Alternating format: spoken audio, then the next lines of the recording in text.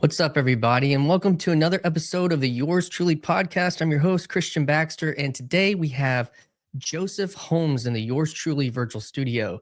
Joseph is a writer, director, film critic, having written for the New York Times, Forbes, and Liberty, Law and Liberty, Christianity Today, etc.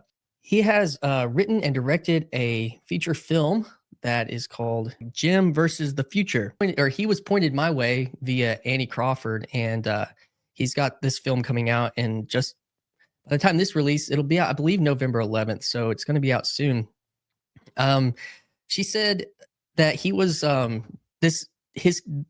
ideas around this film really might resonate with the TLC, this corner of the internet, related to philosophy, psychology, the intersection of religion and such things. And that's what in science. So this is a film about the multiverse, about free will versus what is the determinism, free will versus determinism, meta-modernism versus hyper-modernism, a lot of different words that many people recognize within the dialogue of the film. So I had a chance to sit down and screen the film early and enjoyed that process. And so I'm excited to get into it today with Joseph, hear about his story, kind of where he's coming from, and then kind of talk about art and medium today with him. So don't forget, for the algo, subscribe for influence. And if you want for channel influence, and if you want to support the channel financially, become a channel member. There's 3 tiers to that. I release these clips of the podcast early on there and some like behind the scenes stuff that I've done that aren't on the main channel. So that's a way you can support this work. And so that link will be in the description. I'm excited to get into it today with Joseph and take you guys along with me on the ride as we practice some conversation craft here on Yours Truly. So without any further delay, I give you Joseph Holmes, writer, director, critic, Jim versus the Future. Hi, this is Christian Baxter, and you're listening to Yours Truly, a place we go to think out loud.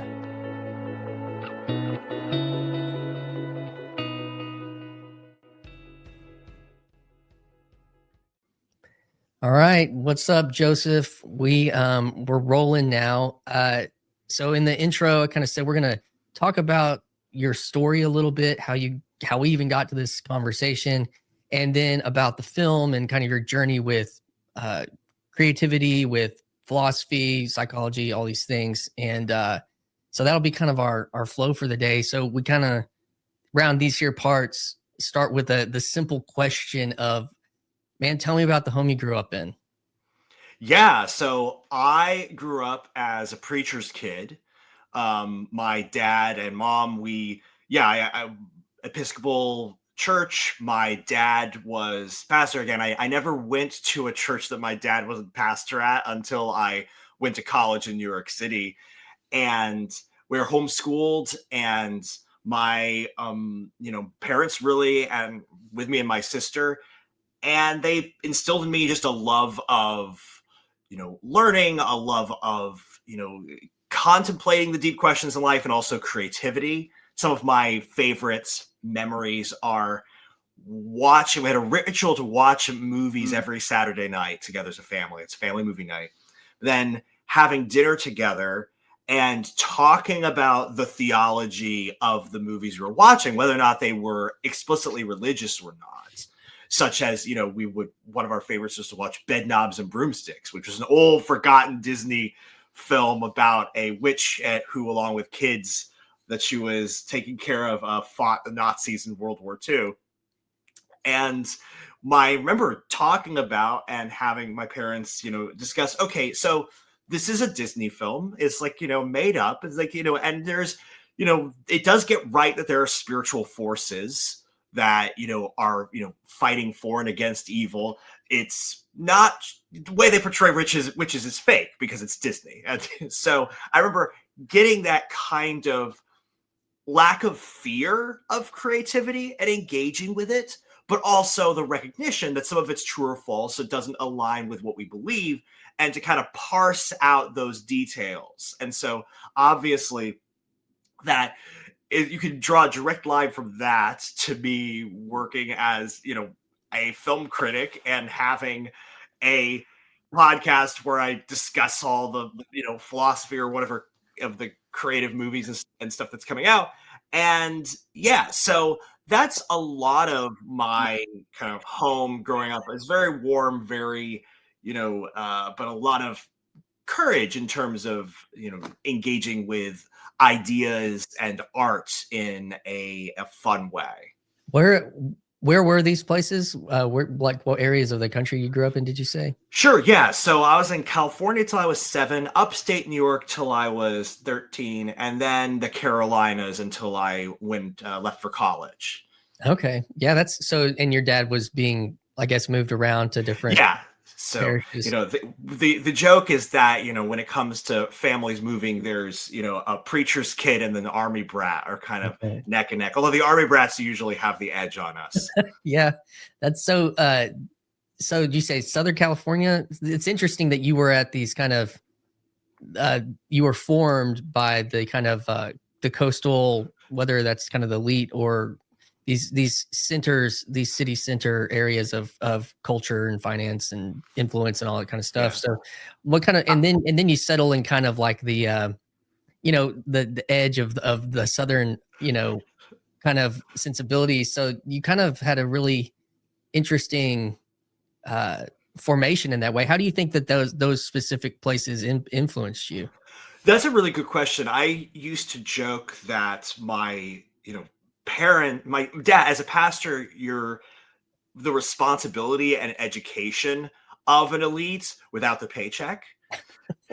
And I think my experience was always in a very kind of middle ground of that way. Again, certainly, I was in some ways better, more well off than I kind of would realized. But then also, I never felt quite like I was the same as people who, could go on vacations when they wanted to, and who had the kind of prestige that like a lawyer or a doctor or somebody else would have.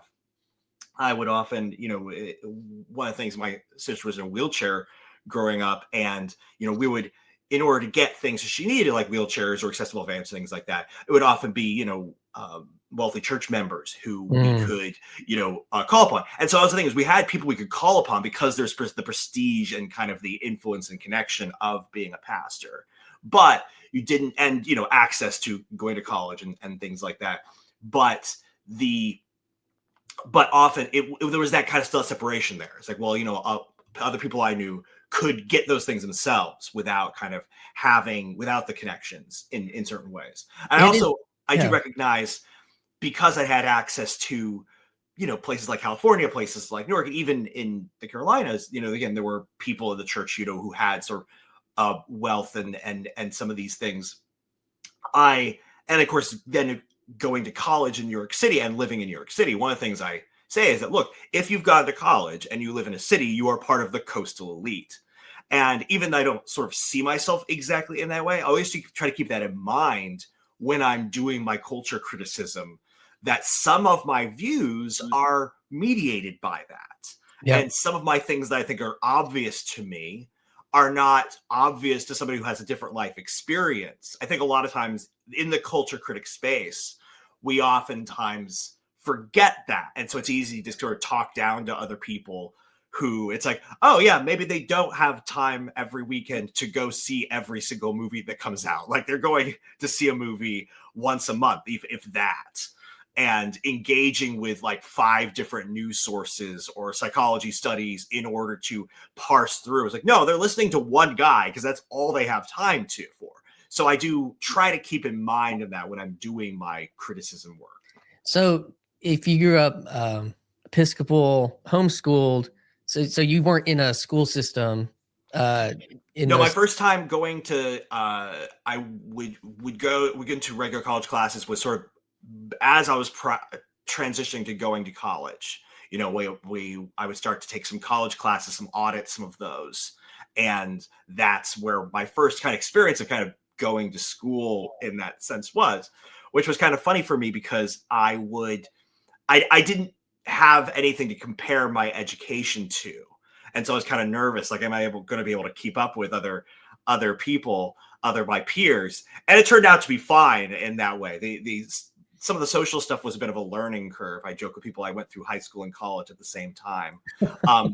But it actually ended up being in some ways a blessing because I actually could kind of figure out analytically how building friendships worked. It wasn't just something that kind of fell into. So I was able to post college and post these things. I was able to say, okay, well, these are the steps one has to take in order to find friends and find community and build relationships. Because I kind of had to, in this like, mildly autistic way, kind of map it out what it was. I also like to joke for people who are in the sort of denominational conversations is that I grew up Episcopalian and also Christian.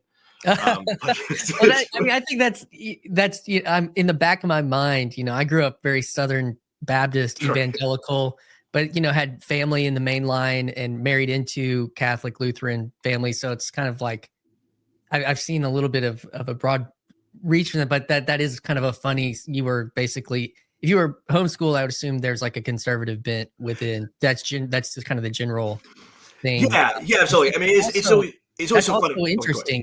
That's just also an interesting mix of, because even like the denominational structure, even when you were younger, was far more liberal. But I don't know. Have you ever come across Ross Byrd? Have you ever heard of him? The name doesn't ring a bell. He was raised Episcopal, and he's from like the East Coast. He lives in Virginia Beach now, but he's kind of in that area. Was raised kind of Southern, but kind of finds himself more in the conservative vein. But so I do find that interesting mix of the Episcopal conservative kind of, when you find that's also one of those in between worlds that it sounds like you were raised in. Yeah, again, my dad talks about going to seminary in the Episcopal church and Episcopal seminary, and encountering people and even professors who didn't believe that Jesus, was God, died on the cross and rose again. And, somebody said to him, like, well, we all believe that Jesus is Son of God and died for our sins. We just mean completely different things by that. And so when I tell people, most people laugh when I say I grew up Episcopal and also Christian, but the people who don't, I use that story to explain to them. It's like, people who don't grow up in the main line and aren't part of those, they don't realize how like not Christian it often is, even at the seminary level. And so my mom and dad were always found themselves in this kind of space there that was increasingly just kind of disappearing. And of course, the sociologist Ryan Burge, who's probably the premier sociologist of religion today, he's the guy that the New York Times quotes all the time. He's been talking about all the time that the main line has just been like bleeding members like an open wound since the 1970s. And, there's a lot of people discussing like why that is, but a lot of it is just the fact that it is, as far as I can observe. Again, I talked to different, like, women particularly are interesting to talk about this with, because even the ones who don't like the fact that like more conservative denominations don't allow, women priests or things like that, I will ask them, it's like, well, why don't you just go to like the main line that allows that all the time? And the general consensus of what they say is some version of either, well, they don't have the gospel, or the more charismatic bents, the way they put it is, God isn't there. So that kind of disappearing place within sort of mainline where the primary identity is we believe in the Bible and Jesus and the metaphysical traditional truths of Christianity was disappearing as I was growing up. And I can only imagine it's even more disappeared now. Although could you notice it? Did you notice it when did you start to maybe notice that? Well, I noticed, again, my parents talking about this stuff. Again, they talked about their experiences in seminary, and they talked about their struggles with kind of, even within the church, even within dedicated church members, this kind of cultural Christianity of why they're going for, and then their kids being like, well, if this is all it is, like, why bother? So I always felt like this kind of smaller space of Christianity, even in the Christian communities that I grew up in. So, so that's kind of the milieu, and then what kind of gets you? Did you say you went to college in New York? Yes. So what was that transition, and what college, and let's talk about that experience. Yeah, it was really interesting because I was I'd done a little bit of community college and a little bit of, auditing courses before, but I was going to college for leaving home and being on my own for the first time.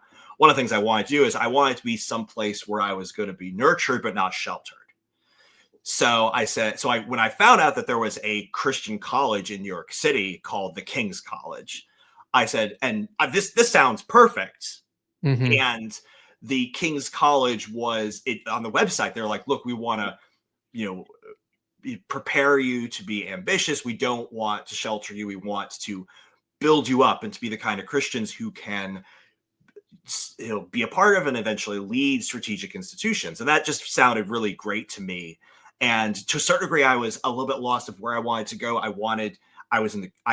enjoyed the film and writing and potentially going and being involved in that, being a filmmaker and stuff like that. And New York City was a great place for that. But also, I didn't know what the best film schools to be a part of were. And I did kind of want to be part of that Christian environment. So I went there, and I tell people that it kicked my butt in all of the ways that it needed to. Like, it showed me a lot of my strengths and weaknesses. It showed, and socially, again, it helped me to do that. And it was great because there were some of the smartest, Christians I ever met were there, who were able to kind of, come at things from a Christian perspective, but a lot of variety of Christian perspectives, and challenge me in ways in which I was maybe didn't think of things in a thoughtful or deep way. I, came up with kind of assumptions and biases and challenged some of those, but also when I was wrestling with my faith, where I wasn't sure how to navigate everything, to kind of counsel me in that way. So what years were you there? I was there from 2012 to 2016. Oh, interesting. So because King's, it dissolved, right? Yes, yeah. R.I.P. Yeah, It's my yeah. alma mater and no longer exists, which is a very surreal thing to be part of. This incredibly unique Mm-hmm. place. It's a Christian liberal arts college that is, really trying to build thoughtful, but also like really powerful, Christians who can go off and go into politics or go into business or go into the arts or go into things like that, and be in New York City and not shelter you. And it's quasi evangelical, largely just because, again, that's the majority of people who are like Christians in America. Like, that's your major pool is going to be, but it's like Catholics and Reformed and Baptist and even some people who were Christians who were just interested. There was a certain amount of people who were not Christians themselves, but their parents were. So the compromise was, okay, I get to go to New York City, but I go to a Christian college. And it always found itself, again, like my parents' Episcopal church, in this little intersection of something that's very rare.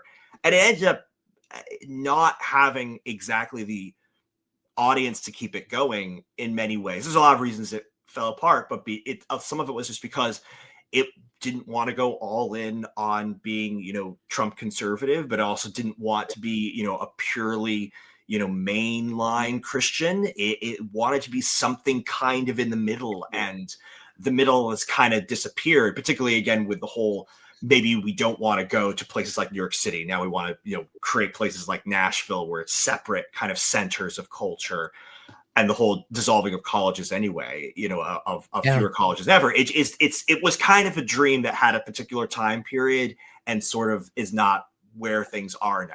So it's a kind of a weird experience for me to have my very particular experience now. There are fewer people who are ever going to share what I had. Well, it's a interesting time, because we're recording this today that Madani, or I can't remember, I don't know, was elected, I guess last night or whatever, but that this, That's just a fascinating sociological picture that you're painting related to kings. Because I know someone I followed a long time was Dr. Anthony Bradley. He was one of my professors. Yeah, he was Yeah. a professor down Super, there. super great to have him as a professor. And then, Tim Keller's death, and I'm sure there was a relationship. I don't know this, but I'm sure there was a relationship between Kings and Redeemer, and that. And there's, like you said, There was a huge pipeline of like people who would go to King's and then they would go to Redeemer Church. Not yeah, everybody, but like there's a huge yeah. contingent. And so that it feels like a lot of those things. And then you mentioned kind of the Trump phenomenon. You graduated in 2016, his first election. I mean, when did the school close? It's only been what, a couple of years. I mean, officially it closed this year. They were still trying to Okay. find a place that might support it, buy it, Yeah. whatever to revive in some version of itself. But it was like, yeah, I believe it was, gosh, 2023, 2024, that it was like officially kind of it had its last classes. And So it's true. It is again, you see these different versions of itself where Tim Keller was kind of this person who everybody kind of agreed that they liked, even if and was kind of the the Pope of evangelical American Christianity. yeah, And since then there's been this sort of deconstructing of his legacy because and again, people Christians who are in New York, I tell people he's controversial now, and they were like, "What? What could possibly be controversial about him?" And then, of course, I talk to people again who are not part of the coastal elite like I am, and some of them are just just have no patience for him whatsoever. And part of it is, again, regardless of one's own worldview of politics, Tim Keller said that he essentially that a biblical worldview would involve being sort of right-wing coded on issues of life and sexuality and such like and gender, such like that, whereas being sort of left-wing coded on issues of racial and economic justice. And the observation has been that while New York City, the place where you had the most influence, has become more left-wing coded on issues of race and economics, and left-wing coded on everything else. So has your model of engagement with the city really been as effective as has been being preached for so long? And again, there's stuff to be said on either side of that, and I kind of fall somewhere in the middle where I think there's stuff worth critiquing, but I think that people go too far. But all to say is that's just another example of how the dream that was King's, or the dream that was the kind of the believing Episcopal Church, that's kind of died as a present day viable option. Although again, like there are people who are like the redeemed Zoomer who are saying, let's do the Reconquista of the main line and stuff like that. But that's a different thing than let's preserve the thing that's already there. That's a different kind of conversation. I think that's an interesting distinction that you're making there. But to go back a little bit to your story, you kind of mentioned, and this happens to most or a lot of people, Christians in college, struggling with your faith. What did that maybe look like while you were there? Did you have things what either helped you, or what were the things that were challenging you related to that? Yeah, so I had two, like maybe three stages with my faith struggles. One was in my parents' house, and they had no idea that was going on because I was right in the heart of the new atheist movement, and where kind of all the smartest people who I was listening to were fans of the new atheists, people like Dawkins and Harris and Hitchens. And I was like, okay, if all the kind of smartest people I know are have this view of things, then is Christianity, it's beautiful to me, but is it true? And so I had this little prayer where I said to God, if you're real, please show me. If not, forget I said anything. And then my parents, not knowing I was going through this, started introducing me to apologetics material because they were like, well, you're an obnoxious intellectual kid. Like, you'll enjoy this stuff. And that became like the springboard for me to actually start engaging on a deeper level with this stuff. And then going to community college, I started getting kind of exposed in a deeper way to advocates of kind of, multiple religions, pan-religious kind of, world. And then so I started having to put in my apologetics hat and kind of start engaging with these things on my own with questions that other people weren't answering. And then when I got to college, I was getting confronted in a real way with just people, real people again, I've always known people, again, who are not Christians and had friends and relationships with them, but just the majority of my environment being people who were believed completely differently than me and lived completely differently than me. And so what was really helpful was, again, being in a place where every day the smartest people I knew were engaging with these very questions with me as I was, whether the stuff that they were having me read or the conversation lectures they have, or just conversations I would have with them in the office, would be engaging with these questions. And then, and then creating a space where I could safely do that. And because again, they lived as a professional in New York City as well, and they have been doing that for years, long before I had. So there was a lot of roadmaps for me for that, and it was roadmaps of people I trusted and loved and cared about. So that was really helpful.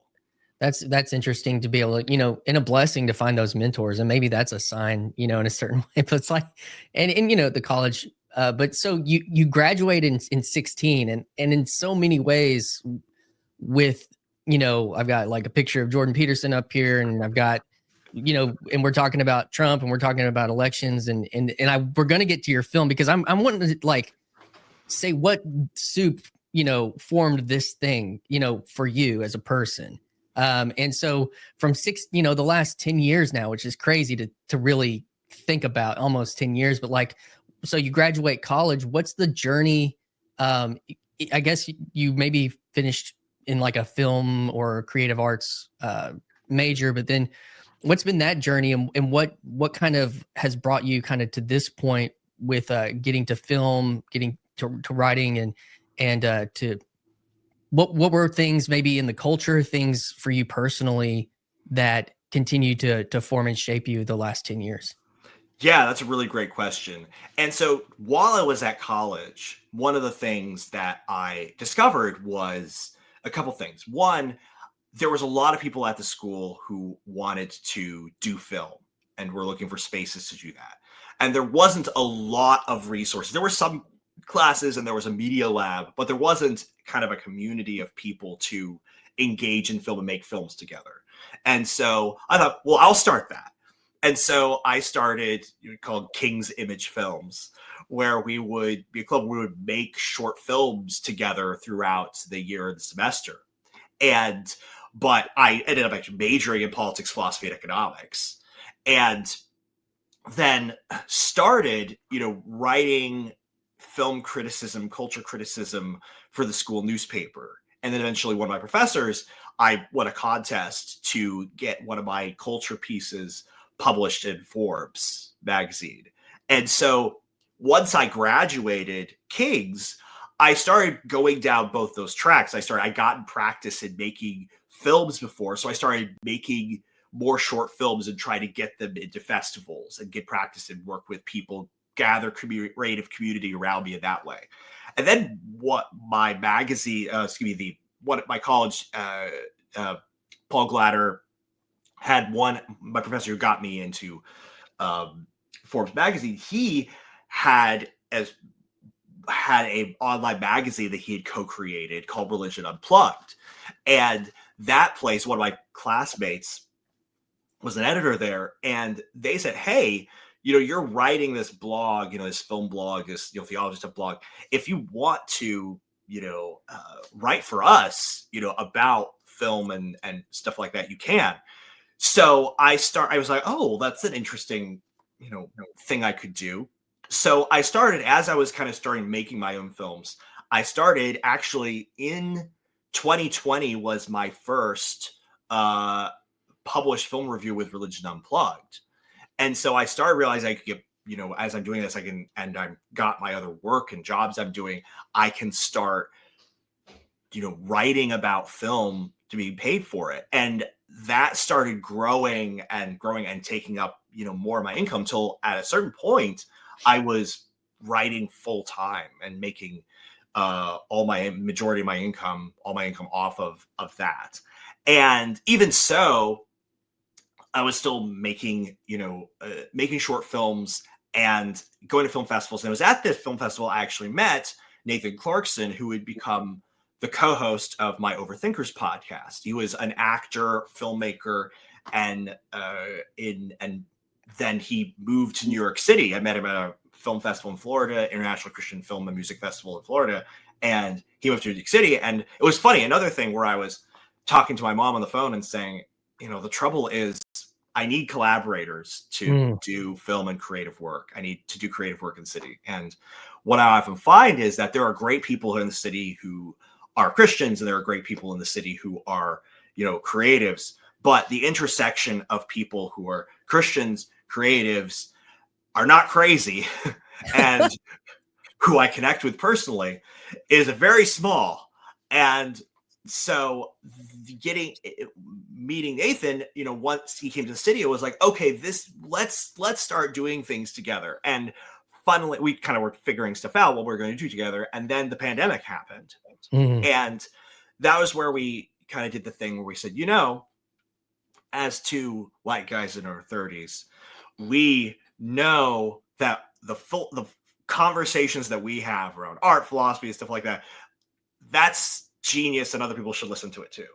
So we started a podcast called The Overthinkers, and it kind of just took off, and we've been able to release that weekly kind of ever since.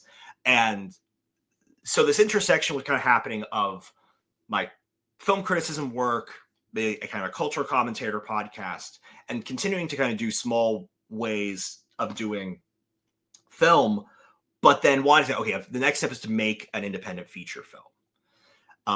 Because and that took a long time because of a lot of things, a lot of getting the finances together, realizing how much stuff that I, still had to learn about making a film, and kind of like, going through that, and Nathan kind of coaching me in some of that. And then, going and that took a really long time. And as I was doing this, and so like, that's the logistical side of it. One of the things that I continued to see, despite all the struggles, I realized I wanted to make a movie because I saw a lot of people who were really good at commenting on what was going on in the world. A lot of people who had a lot of more my sensibilities, but not really able to imagine a different way of looking at the world.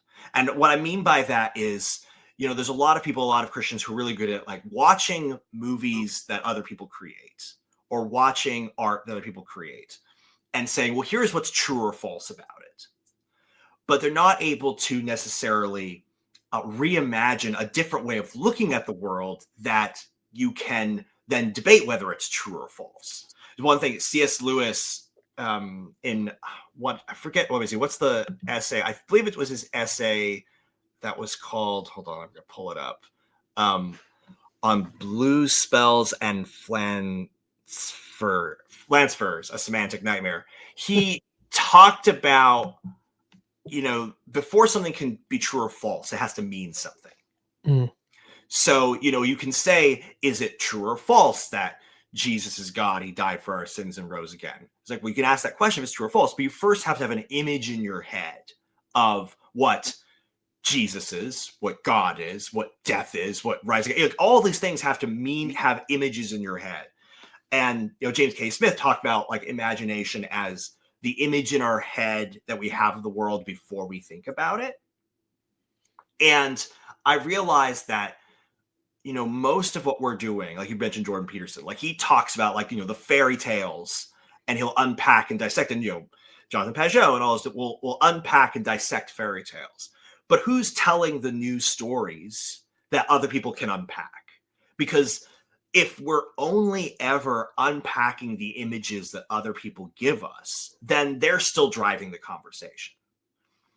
We're reacting to that conversation. And so I love being a film critic, but always felt like there's a side of me that's like, I'm only doing the analyzing of what other people are imagining after the fact. I want to be participating as a Christian in helping people to imagine. a different way. Again, one of the things C.S. Lewis did for me growing up as a kid was he helped me to imagine a way of being a hero in a specifically Christian framework. Because, for me, most of the Bible stories, most of the Christian content that was being made was more like God's the hero, you suck and kind of you're Lois Lane and need him to save you. And there's really nothing for you to do within the story except kind of be saved. And I was much more inspired and attracted to the superhero, comics and movies and stories where it's like, no, you get to participate in being heroic and saving the world and saving the day. And what C.S. Lewis did is he said, okay, here's how you do that within a Christian framework. And that's essentially sort of the picture of the knight who's under the service of a cosmic king.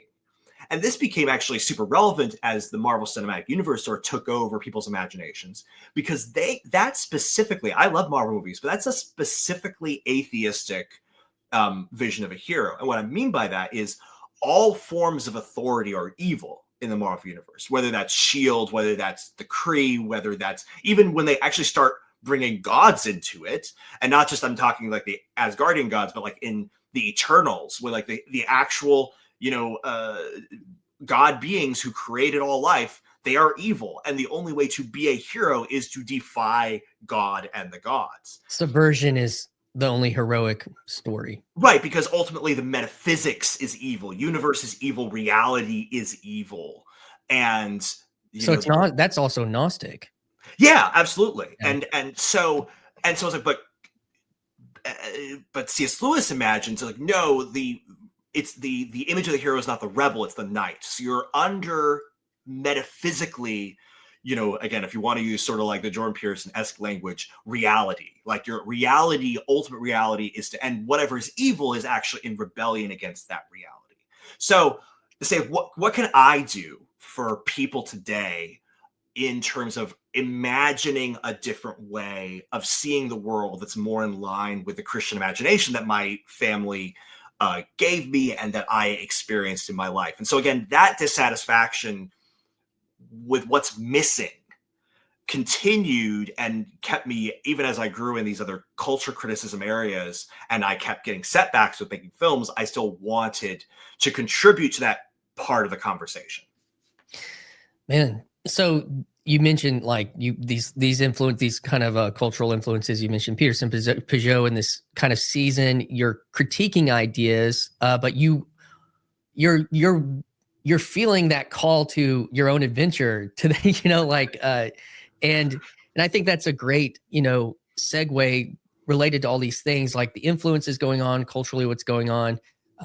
You mentioned the Marvel Cinematic Universe, and like, as popular as those were, how they're capturing the imagination with, the major, obviously special effects and these kind of embodied, comic book, brought into 3 dimensions. And so there's all this power culturally going on, but we do find ourselves now, that's kind of, that season's past, the cachet of even Star Wars and these other things. Like, there's a hunger in our culture for a better story, for better stories, even now, because those have either been, they're so far maybe from their original idea, or these themes are actually starting to come up, these more atheistic themes or Gnostic themes. We're beginning to see what's underneath, some of these things. And so I find it fascinating now, one of the first conversations in this corner of the internet, that there's a culture around live stream conversations where people come up and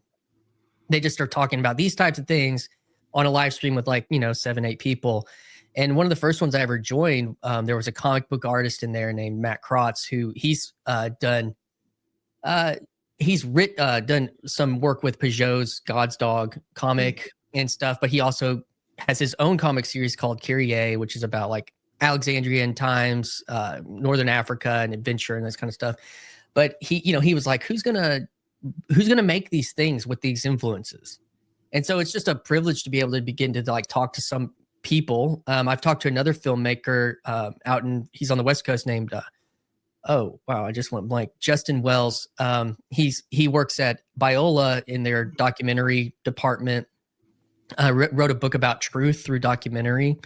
And so it's just, as we're seeing culture, we're in this question of next. And so I'm really interested to move into talking about your film. I'd love you to kind of unpack the plot as much, obviously to the extent that you want to keep the story, but and then engage with some of the themes, some of the, maybe the specifics of, you've already mentioned Lewis, we've mentioned these two guys, but like how they maybe directly impacted some parts of the film, and then yeah, we'll kind of start there, because this question of what does it mean, like, well, if these are explicitly or maybe not explicitly atheistic works, like, the underpinnings of this philosophy, Nietzsche and these things, what and what are they going to be, the next phase of culture? And you even mentioned culture moving like to Nashville, and that's a theme I've talked about. I've spent a lot of time there. My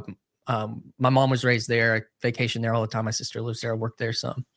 Friends, and a lot of them, I would kind of have the music background, and so a lot of my friends are in that industry down there. But you can see like film and creativity starting to really bubble around that, as you mentioned. And so all those pieces, let's talk about the film. Let's talk about Jim versus the future. What does that mean? Talking about what is the meaning of these things? What is Jim versus future? What does that mean?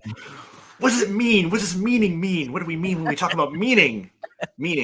So Viktor Frankl, yeah. yes. So Jim versus the Future is about a grad student who on Christmas Eve gets kidnapped and held hostage by people from the future, from different future timelines, who are each trying to force him to make the choices in the present that will preserve their future timeline at the expense of the other people from the future who are trying to force him to do the same thing. And of course, the choice that they want to get him to make is whether or not he is going to stay with or break up with his fiance, who he is having a fight with right now. And one of the things, I found really fun about this to do is the subversion of the multiverse myth. Because we talked about the Marvel movies and how they've gone really all into the multiverse idea.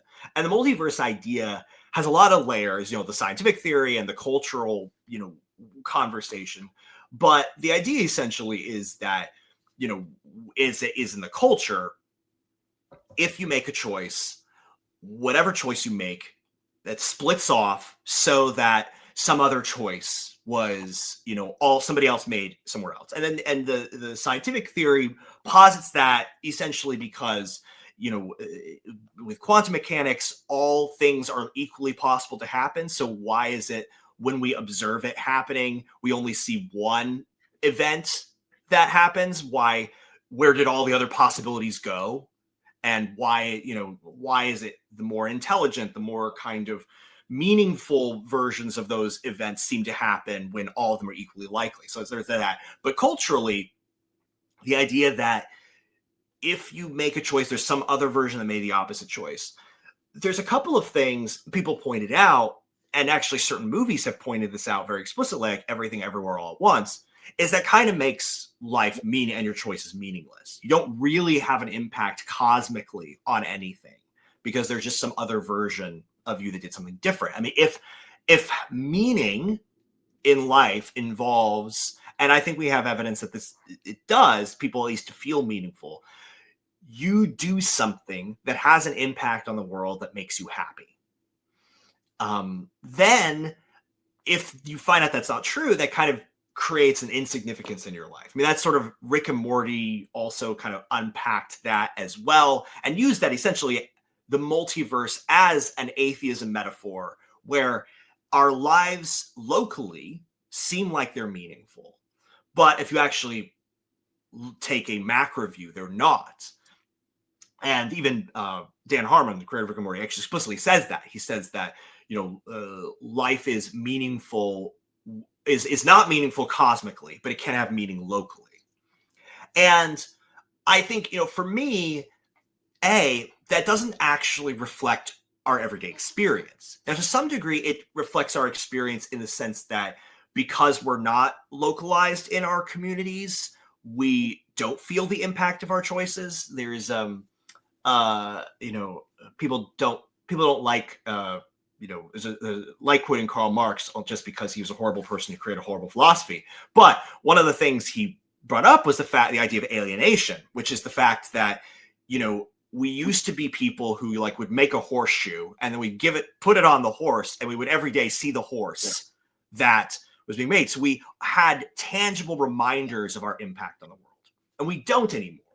We don't, like, you know, you make a widget that somebody who you've never met uses, you know, and you never make a whole thing, you never make a whole horseshoe, and we never see that person. So there is a way in which our lives feel like they're just going into the void and they're not very meaningful to some degree. But the everyday experience of our lives really is, to the degree that we're embedded in relationships, the fact that our life does have meaning, and our choices do matter and do have a real effect on the world. And so I had this, it was fun to say, how do I express this kind of, the fact that in my life and in my faith, so my faith imagination informs the experiences of my life, that the ordinary things I do, who I choose to marry, who I choose to have friends around me, who I love, who I support in hard times.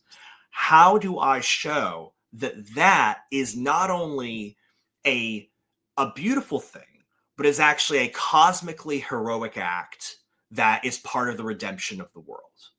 Because that has been, in my best moments, the experience of my life that I don't see reflected within film. I will see, a glorification of doing ordinary good things, but not the connection to it cosmically, that this is actually, part of the saving of the world.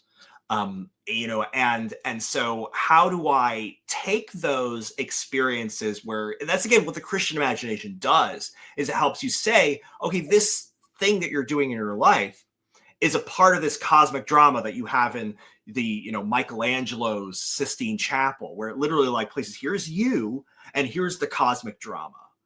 And then you have, and then you have things like, C.S. Lewis and That Hideous Strength, which again, That Hideous Strength is probably my favorite C.S. Lewis book as I got older, rivaled only maybe by, a couple of the Chronicle Narnia books.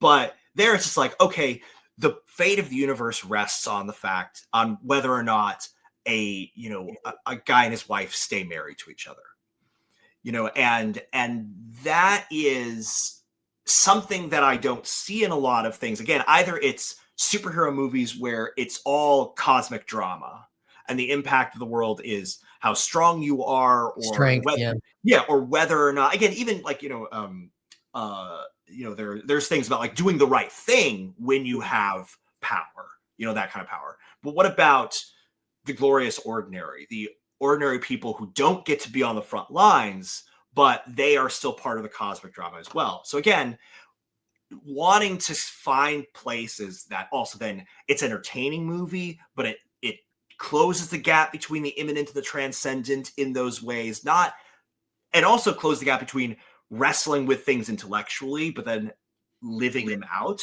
in the world.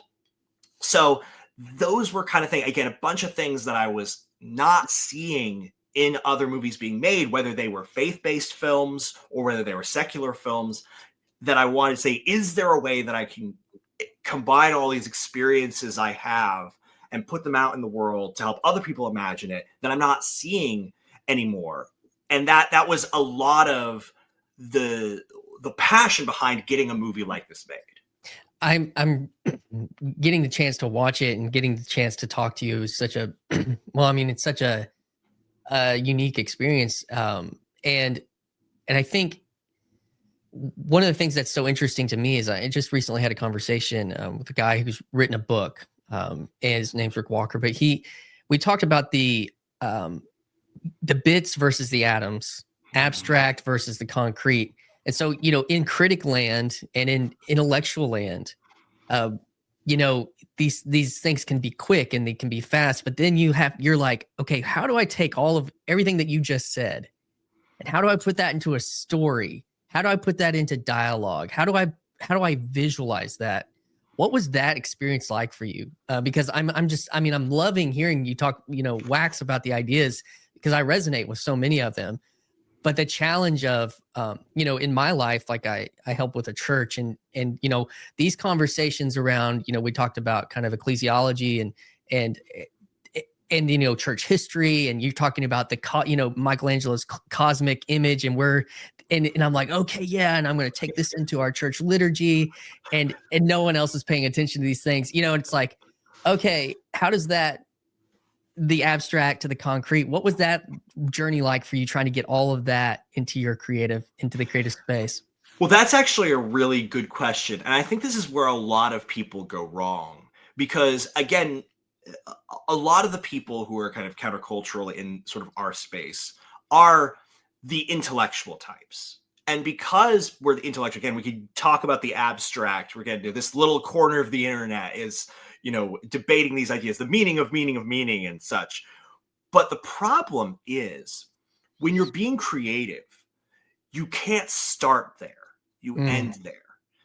So what I mean by that is there's this old phrase, I forget who said it to me or where I read it, but I keep bringing it up, and it really is a helpful thing when you're doing creative stuff, which is that you write drunk and edit sober.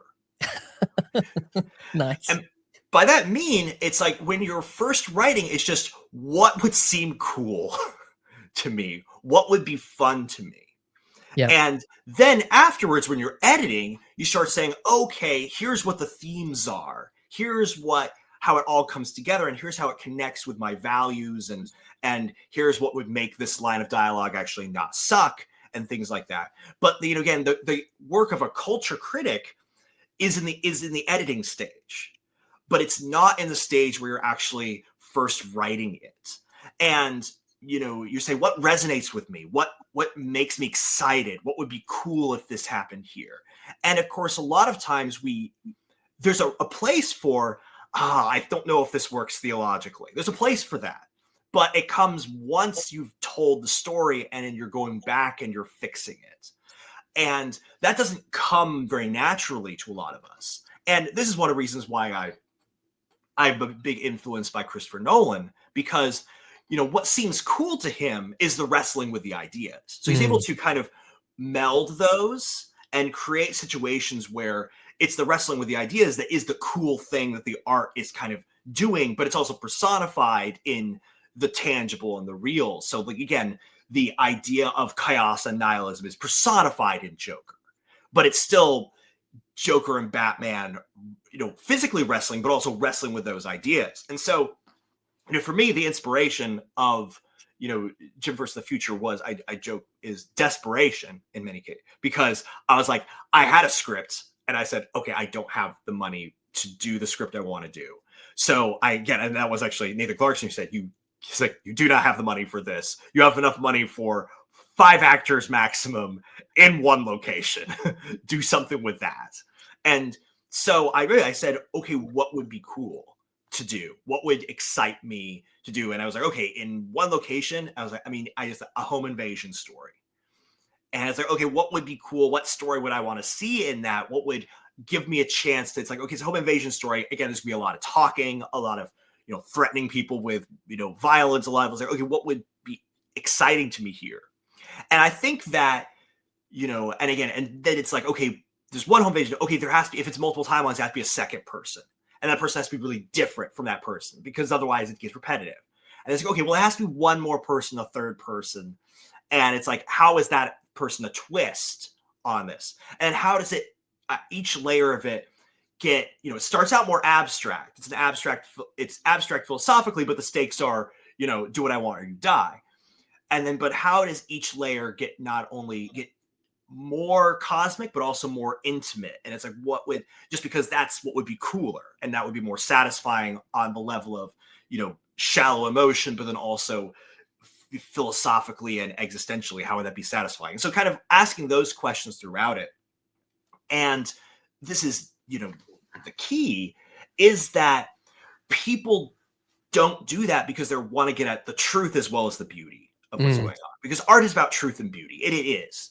But people put the cart before the horse a lot of times, where they use the beauty as sort of a trick to get people to go to the truth, when really the truth is supposed to be the undergirding that gets you to the beauty. Again, Westminster Confession is the chief end of man is to glorify God and enjoy him forever. It's not to know things about God.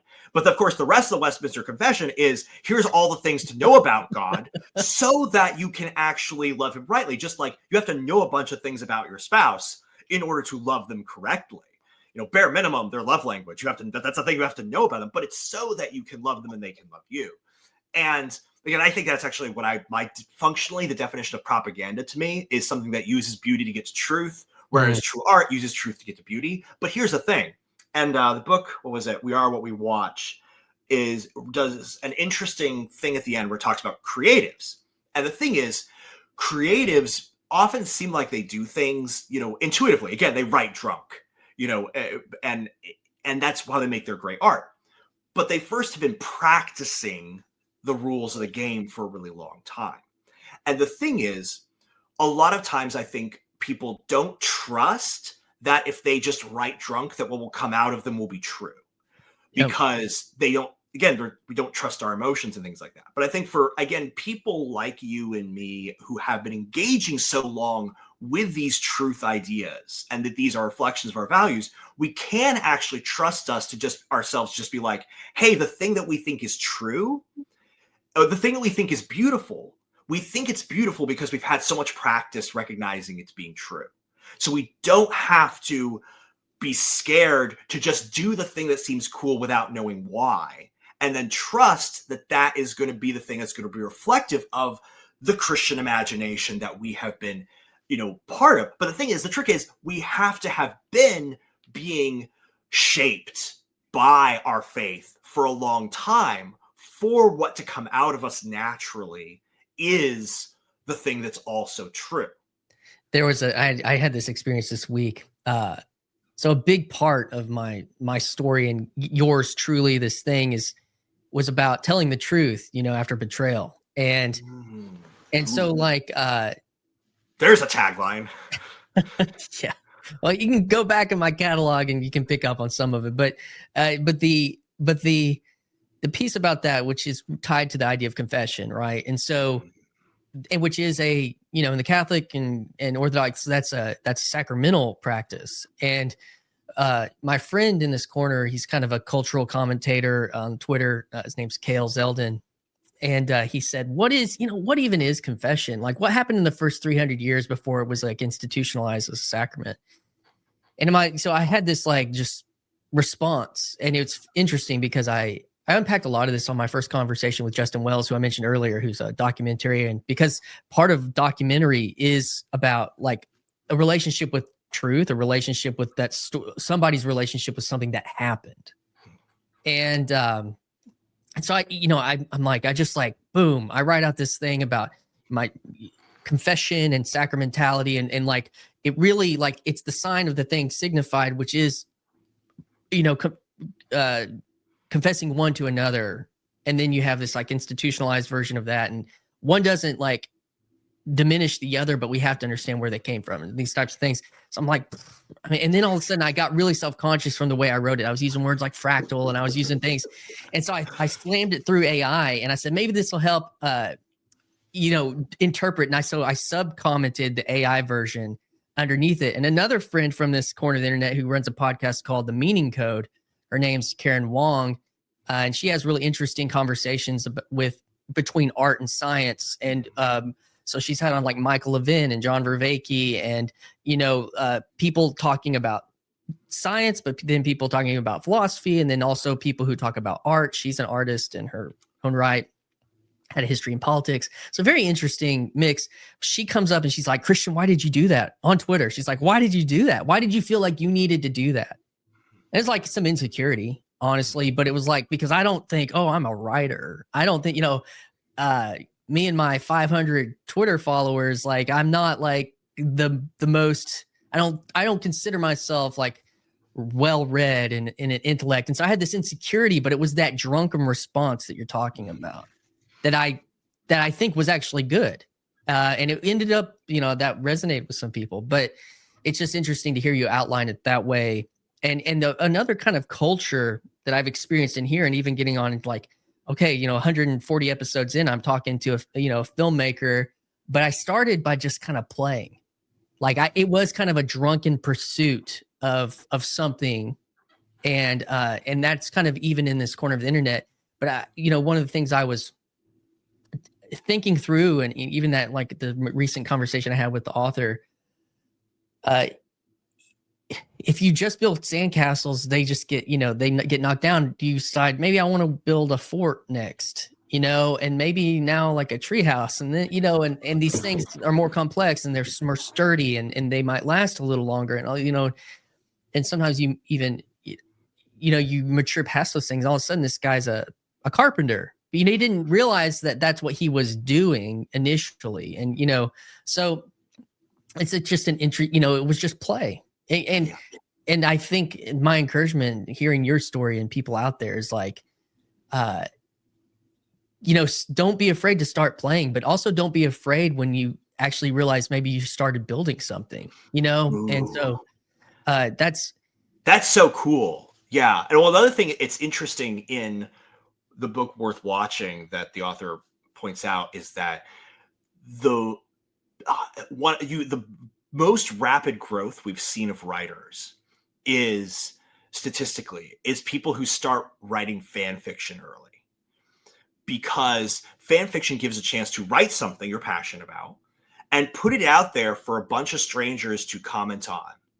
And the feedback that you get, and whether it's just, again, it's just positive, it's like, oh, I like this, or I didn't like this, or people just not commenting at all, rapidly increases people's writing ability. And that thing of, I love what you said of like, just play, because you're actually going to learn so much from the act of playing, far more than you would thinking and learning about it before you get started.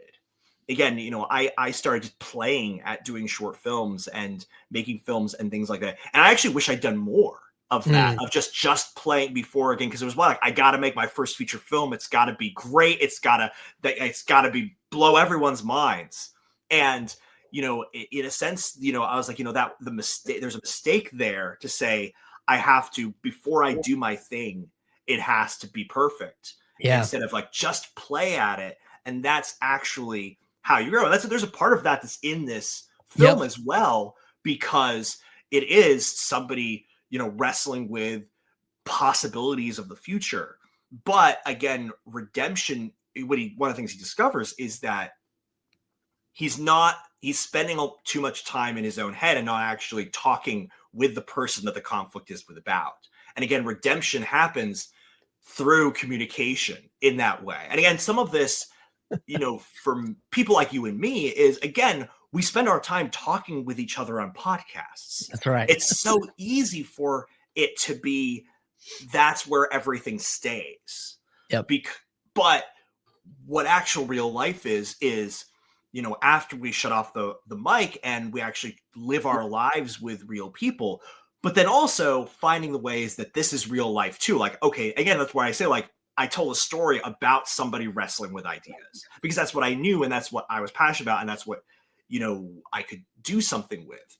But again, going back to what you said, is that just playing it out and not being afraid that it has to be perfect before you do, because that's actually how you get good at something, but also the redemption of the world actually happens, is people drunkenly doing things, building sandcastles, and then through that process, learning how to make a castle, real castles. Again, one of the things there is, again, a lot of these conversations in this movie are conversations I've actually had, and fights, again, in relationships I've had. And I was actually scared, I'm not going to spoil anything, but what conversation at the end, I was scared would come across as me preaching to people or telling them how they should do things. But I was like, I'm just going to trust, because I've actually had this conversation before, that people will sense that I'm not preaching, I'm expressing. I'm not telling them what they should do. I'm sharing what I have done and the redemption that it's brought in my own life. Yeah, witness. Yes. Ooh, perfect way to say it. Yeah, hey, this happened. And, there was early in the film, so it's like, there was a line that's like, Jim's like, yeah, I'll keep thinking about it. So that's why I kind of laugh whenever you. And she says, "You always do." It's like, yeah, Yeah, yeah. I have to think about it more. You always do, and it's like my dad would always say, any sermon I'm preaching to myself first. I think Mhm. that's the only good art is if you're going to teach a lesson, it's the lessons you have to learn, not what other people have to learn. So one of this was one of the things that was going through my mind watching the film is and in almost in contrast to, I kind of already mentioned like the Star Wars trajectory that we've seen over the last decade, and Rings of Power now with and I was reading some of you had a recent critique because now they're I don't know who bought or got rights to Lion Witch in the Wardrobe, but there's Meryl Streep's going to Netflix be. and Greta Gerwig, yes. Yeah, yeah. So, Barbie, the Barbie movie, Greta Gerwig, she's gonna have a female Aslan voice, and these what makes me think about, because there's also then you touched on propaganda and just like these two poles, like because but I see both poles being like here we're gonna what did you say we're gonna give you beauty truth disguises beauty or something Yeah, we're like going to that. use beauty to trick you into getting to the Yeah, truth. and that's there's something about like there's some unspoken rules that we can't break in a way. I don't know. And what is it like about something like Nolan's story? The way that he tells stories, I've watched every single one of his films. He's my as a proper millennial, he's just, he's He's the like, patron saint of millennial yeah, men who like movies. Yes. filmmaking, yeah. So, like in college when Dark Knight, when the first Batman treatment comes out, and actually one of my philosophy professors had us watch Memento, and Oh so it's yeah. like, so I was like getting into that in my undergrad, but yeah. So what is it about his film that it doesn't feel like? What rules is he following, and then like what rules does Christian film feel like they have to follow, and what rules does like woke film? I don't know. There's something there to me that I'm trying to understand.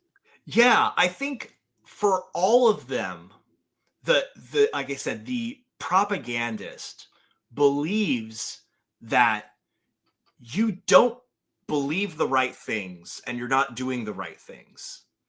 And so my film needs to be a way of persuading you or tricking you into believing and doing the right things. And, again, literally, the God's Not Dead franchise, to use the Christian, film franchise, which I Sure. have gotten into a lot of trouble for Uh-oh. criticizing in the past. But the only reason I did so is because it's terrible. But what's interesting about it, they literally had, at the end of the movie, they had told their audience, text to all your friends, God's not dead. Oh yeah. So there's this action point. It's like the point of this movie is to get you to believe a thing and do a thing. Mm. And then, of course, you have at the end of, let's say, Wonder Woman 1984, which again, it starts off with this whiz bang action scenes and all of this kind of stuff. And then, of course, it stops doing action for like 40 minutes and is just talking. And then it does more action. But eventually, again, the action disappears and it ends with Wonder Woman using the lasso of truth in this extremely convoluted way to to talk to the entire world and tell them to be nicer to each other. And everybody just does because she's used the lasso of truth to help them experience and feel the truth of it. And I was like, that is propaganda. Like that's what a lot of artists feel like their job is to use the power of TV to disseminate the right views so that people do the right actions, which in modern day basically just means you vote for the party I want you to vote for.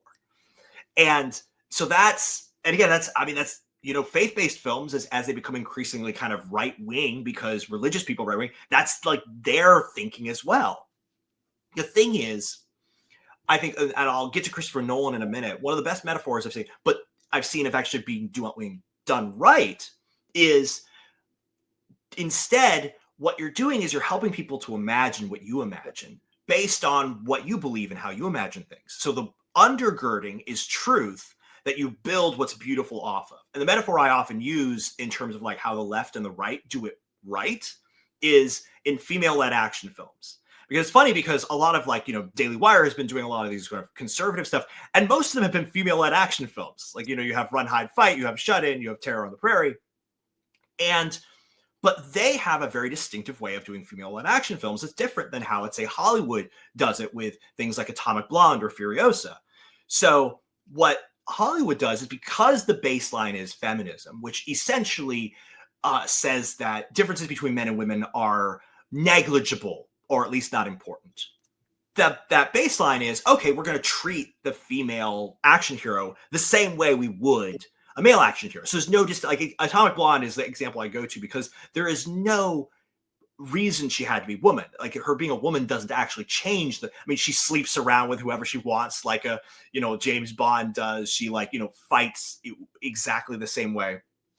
And so that is a worldview that undergirds a movie that's just there to entertain you. And the same with someone like the Daily Wire does with their movies, is they will say, okay, we're going to do a female-led action film, but because our worldview is our worldview is just that the differences between men and women are large, or at least important and meaningful, then what this becomes a horror film, because the tension of the story is the large gap between the power of the woman protagonist and the man that she's fighting with. Again, in Shut In Terror on the Prairie, like those, it built from the ground up. That kind of worldview is the basis upon which the thrills come from. And I think that's how you should do things. And that's what Christopher Nolan does, is he's saying, I have this baseline understanding of reality. How do I then tell a story that's, I think, is fun and interesting to me and expresses what I think is interesting about the world? So he has, a lot of times people say, like, good art should ask questions, not make statements. I think that's imposing another rule onto things that can limit what you do. It creates these things where, like, I have to end the story ambiguously. I can't act. It's another way to lie to your audience about what you actually think and believe, because we have what we believe are answers to things sometimes. But the point is, you start out being honest about the worldview that's undergirding it. And then you say, here's how I want to imagine the world in a way that I think is either fun, if it's a more entertaining movie, or at least beautiful, or it's honest about, here's how I'm wrestling with these things, and I want to share that with you. It's the difference between, another metaphor I use, because oftentimes, well, as C.S. Lewis also pointed out, we can't actually understand something until we experience it ourselves, or someone describes it in a way that we can make an analogy to our experience. That's, I think, something in a tool shed, contemplations in a tool shed. He talked about that. So that's why you always have to use these metaphors. Like, well, it's like this. But it's like the difference between sitting down to brunch with your mom and she's explaining to you why you should get married. And everything she's saying might be true about all the reasons. Like, she got all of her lines from the Institute for Family Studies. Here's all the reasons you should get married. First is sitting down with your friend, and they're expressing to you all the things they love about being married. And they're not trying to get you to change with that. They are simply expressing the truth that they know and experience and sharing that with you because they want to share that with you. That, to me, is the difference. And that's what Christopher Nolan does in all of his films.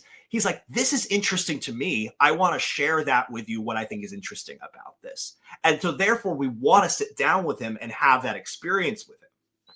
And he's doing yeah. So it's like, oh, I think dreams are, I think certain ideas about time travel, what would, if I could get a real gritty, kind of a based Batman in some kind of like less kind of gothic, more modern thing, or, that because this is interesting. Come join me, in this, almost back to like the play, in a sense. Like, if you, I think even back to like Peter Jackson's Lord of the Rings. And I think was just another example of somebody, all these great ones like Indiana Jones and all, like these guys were like playing, they they were in that drunk, Lucas with that, the first Star Wars franchise. It's like, seems like they were just in this like, oh man, now I've got these Yeah. ways to play. And so I go back to your story, like getting that opportunities, like limit, we talked about like limitations with like truth and stuff, but then the constraint, you're talking about financial constraint, location constraint, those types of things, and what they challenge you into like creativity. And I think, we've kind of talked about the soup of what made that, and we've kind of talked about the underlying thing, but how do you feel like this is releasing the day this comes out? And so we'll have this all linked in the description. And but like, what, how do you feel leading up to this and this coming out? Like what's your feelings right now about the work that you did? Oh, I've never been more excited or terrified by something in my life, probably. I mean, it's really surreal to have something that's been in your heart and head for, 2 years, if you just count this one film where I said, okay, I've got to make a film on this budget. But then much longer if you talk about my ambitions of actually making a feature film. Mm. And then now it's not just something that I share with other people in my immediate circle. It's total strangers who are going to get to be touched by it and also critique it. It often feels like how people describe sending your child off to college. It's like, it's not yours anymore. It belongs to other people, and they can have a different relationship with it. Again, it doesn't stop being your kid, but it becomes someone else's best friend, someone else's, husband, someone else's, father, that their identity becomes something different. And that's really cool and exciting, but also terrifying. And I guess, what I want is, is it to touch people in a way that actually is meaningful to them, that it helps them do what all great art does, is it gives them a place to play their own lives out in. Does this different version of looking at the multiverse make it possible for them to play in that imagination, to make sense of their own lives and help them live their lives out in a more enjoyable way and a more better way, and dare I say, a more Christian way? If that at all is what happens, that's what I want to happen. And again, it's one of the reasons why being on a podcast with you is so fun, is because the people who want to engage with ideas the way I want to, and I think maybe will appreciate that kind of impact, are people in your audience. And so it's always about kind of finding the people that would say, oh yeah, that does help me to look at my world better and live in my world better in a way that's more enjoyable and maybe just more true and beautiful. Yeah, it is. And I'm interested. Hopefully we'll get some feedback, and maybe in the coming weeks in the comments, or some kind of follow up in a certain way we could figure out. But that is an interesting, there's a certain vulnerability that comes with that. I don't know if you know the Irish storyteller Martin Shaw, if you've paid attention to these. He had a recent Christian conversion in the last several years, and he's like one of these last living, he's called a Sharnackie, which is an Irish storyteller. But he's also taught classes at I don't know, USC, I think, or he's a doctor, but he spends time telling ancient stories, kind of Western fairy tale, and brings people, and he does these rites of passage. But as I've listened to him tell his kind of Christian story, one of the most touching points for me was whenever he said, this had been brewing for probably 2 years before he kind of came out with it. And he said, I've just felt like God was telling me you're going to be one of my worker bees now. This story's not just yours anymore. And now it's like be integrated. He's kind of, you metamorphosize as this late conversion in life into his previous work and things like that. But just that line, when I heard him say that, and even for me getting on here, this idea, yours truly, and telling a little bit of my own story, is just like you're saying, it's, putting it out there into the world. And yeah, I'm excited for you. And it was it was such a fascinating experience. I've never experienced, like, well, I guess like just recently, like reading somebody's book, watching somebody's movie, and then talking to them about that thing is like its own version of meta. Like, Oh, 100%. and I've not, you know, in a certain way had that experience. And so as I'm watching this film, I'm thinking, oh, I'm about to, you know, talk to this guy about this experience. And that's just from my end was, it's just kind of a fascinating uh, series. And then thinking through culturally in this person's story. And so, uh, this, you come at this trying to, I don't know, I'm kind of curious about some of the inspiration that I was wondering in the film. And we don't want to, I want you to control what you want to be said about the film beforehand. But like the main character has like his academic background is kind of, uh, you know, like this guy or something, or like, uh, which if Yeah, you're I listening mean, to the podcast, I point to Jordan Peterson, but like, and then I see kind of, you've already mentioned like, there's like a 3, I don't know, there's something in there for me that's a sub, I don't know, you already mentioned that a little bit, but there's, yeah, there was things I was wondering, you say something like metamodernism, you mentioned hypermodernism. I don't know, like, so you were kind of playing with some of these things. I'm curious, like, if I was picking up on that correctly or not. I mean, yeah, again, one of the things, again, making this movie is wanting to write characters that who they would be able to talk about the things I'm interested in talking about. So again, I come from, I majored in politics, philosophy, and economics at school, and I've enjoyed reading psychologists and different people online, these battle of the social critics. Yeah. And so, I wanted to be able to write characters who it would make sense for them to talk about and think about the things that I talk and think about.